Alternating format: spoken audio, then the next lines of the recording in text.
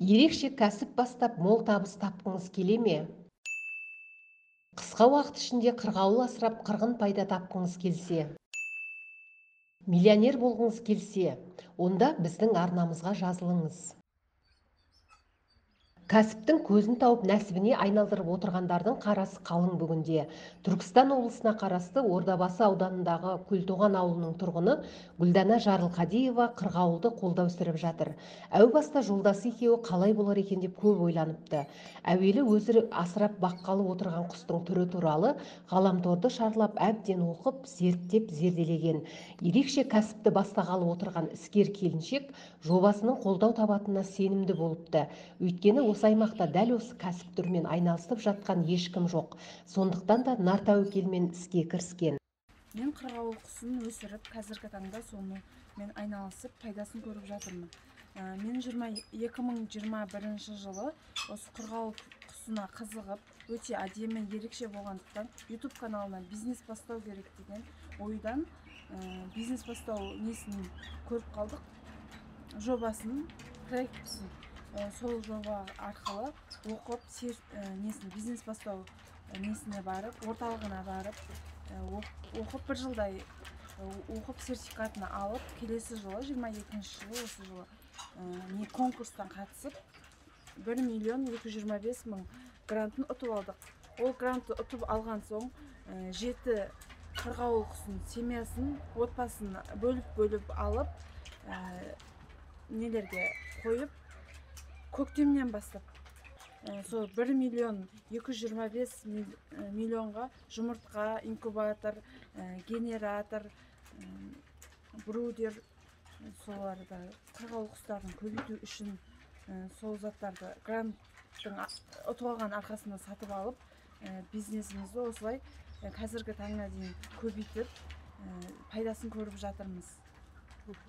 Жаңағы құстарымыз қазіргі таңда уже 6 ай болып қалды. Бірінші несін 150-100 данасын сатып, пайдасын көріп қойдық. Міне екінші мынау несі потогы десек болады. Бұл уже 6 ай болып, уже қанаттары шығып, әдемі болып өсіп келе жатыр. Қазіргі таңда сұраныстар өте көп.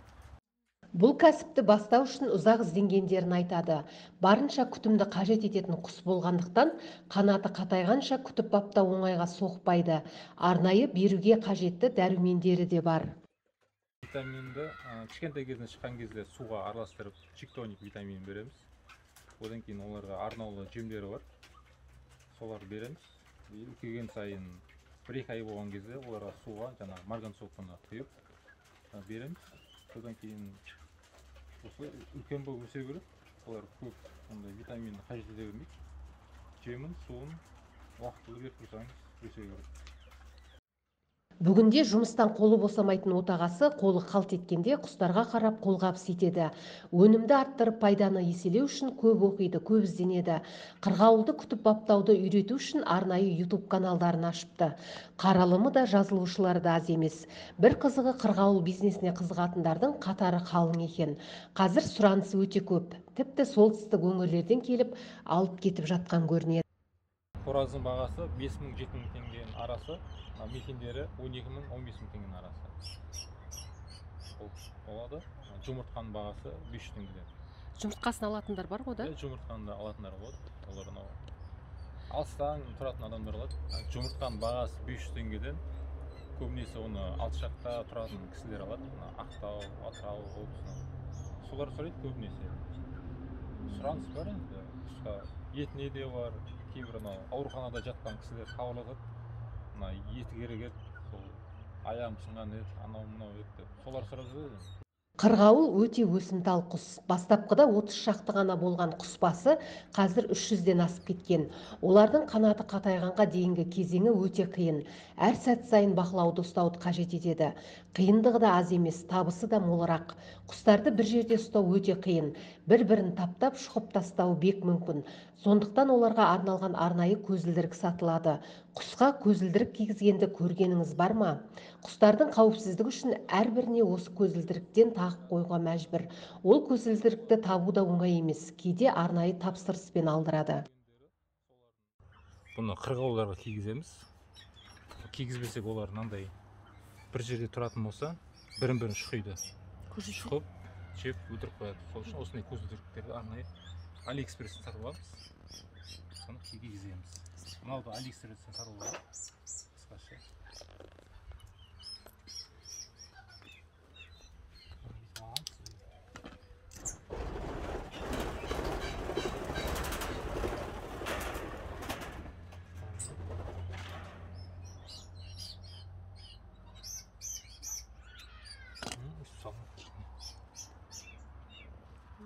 Размерін айтып. Бұл размерлер 3 размер болады. Ең үлкені. Одан кейін ана кішкентайлар болады. И одан да ең кішкентай 2-3 айлықтар болады. Осы одан кейін мынандай размер болады. И мынандай размер болады.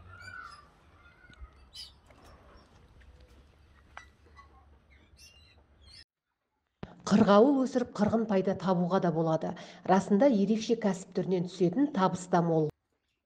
Мынау мекені. Осы клиенттер әртүрлі болады. Кішкентайын алады, үлкенін алады. Біз енді көбінесе осындай үлкен сатамыз. Жаңағы охотничий хозяйстволардың келіп алып кетеді. Бағалар әртүрлі, жаңағы 7.000, 5.000 қораздары. Мекендері 10-12 мың теңге. Енді жылына миллион сондай теңге түседі. Көбінесе жаңағы жемдер қымбат. Сол жеміне кетеді. Қалатын сол миллион теңгедей болады. Көбінесе жаңа қырғауылдар жұмыртқадан кейбіреулері шықпай қалады. Жаңа шыққанның өзінде де кейбіреулері жаңағы жетілмей дамымай қалып шығады. Солар өліп қалады. Енді қалғанның жаңа сондай 150 шықса, бір 700 мың теңге қалады енді. Биыл енді 300 мыңдай шығарайын деп отырмыз. Өткенде 150-ні саттық, 750 мың теңгедей түсті. Енді осыларды үлкейтіп, бұдан да қымбаттау сатайын деп жатырмыз. Кәсіп бастау үшін аз қаржы кетпейді. Мемлекеттен алған қаржысына аса қажетті инкубатор мен 3 брудер, 2 аккумулятор және 1 генератор құрылғыларын сатып алған.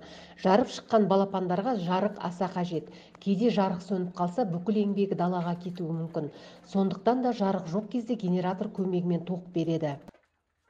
Бұл инкубатор Норма Урал деген Ресей елінен шығады. Мұнда 2 лоток болады. Бұл жерге 200 тауықтың жұмыртқасы тиіп кетеді. Осы жерге жаңағы қырғауылдың жұмыртқаларын саламыз, 2 лотокты. Және де осы жерде 21 күн осы жерде тұрады менде, 21 күн. Шығатын кезде мен бұны жұмыртқалар аламын да, мына жақта екінші инкубаторым бар, матрица Дели деген. Осы жерге салам. Осы жерде 3-4 күн тұрады. Осы жерде қырғауылдардың бәрі, балапандардың бәрі шығады. Шыққаннан кейін балапандардың бәрін аламыз да, брудерге саламыз. Алматы қаласынан шығады. Клетка KZ деген фирмадан. И осы жерде 1-2 ай ұстаймыз. Жылы жерде температурасын қосып қоямыз. И мына жерге жемін саламыз. Рост дейтін жем болады. Біріншісіне ростты береміз 1 ай. И 1 айдан кейін уже жоқ, алдымен стартты береміз. Стартты береміз 1 ай. И одан кейін ростты береміз. Осы жерде 2 ай ұстаймыз. 2 айдан кейін уже оларды жаңа үлкен сырттағы вольерге шығарып береміз. Свет өшкенде генератор. Свет өшкенде сыртта генераторымыз болады. Соны қосып қоямыз. Бізде ауылда жиі свет өшеді. Сол себепті балапандар жаурап, тоңып қалады. И олар жаурағаннан кейін бір-бірінің үстіне шығып, мұжып, бір-бірін өлтіріп тастайды. Сол өрт қалмас үшін генератор қосамыз. И осыларды жағып, светтер жанып, жылу беріп тұрады. Және де жұмыртқа салынған инкубаторларға да арналған аккумуляторларымыз болады. Солар жалап қоямыз, свет өшсе, осы аккумуляторын істей береді. Және жанған кезде жаңағы инкубатор аккумуляторды зарядтай береді. Сосын заряд алып, істей береді, тоқтамай, үздіксіз. Және мынандай қолдан жасалған брудерлеріміз бар, Пенаплексден. Бұл өте жақсы, жаңағы жылуды өткізбейді, балапандар ішінде жақсы. Жаурамай жүгіріп жүреді, ішіне суын, жаңағы кормушкасын беріп қоямыз, соны ішіп, жеп жүре береді. Бірақ бұның жаңағы бір минусы, Пенаплексті кесіп, балапандар кесіп ойып тастайды да. және де шығып кетеді. Осы сарайдың ішінде ары бері қашып жүреді. Кейбіреуін ұстап аламыз, кейбіреулері тығылып қалады. Сол себепті жаңағы жаурап, жаңағы су іше алмай, қарындары ашып кетіп қалады. Гүлдана Әлиасқарқызы, жолдасы Нұрбол екеуі өзіне де өзгеге де пайдасы мол кәсіптің көзін тапты. Тек мұнымен ғана шектеліп қалуды құп көрмеген Гүлдана аспаздық қырында жетілдіріп арнайы YouTube канал ашқан. Онда түрлі тәттілерді пісіріп, көрермендеріне қажетті кеңестерін береді. Сан қырлы кәсіпті меңгерген кәсіпкер келіншектің алға қойған жоспарлары да көп.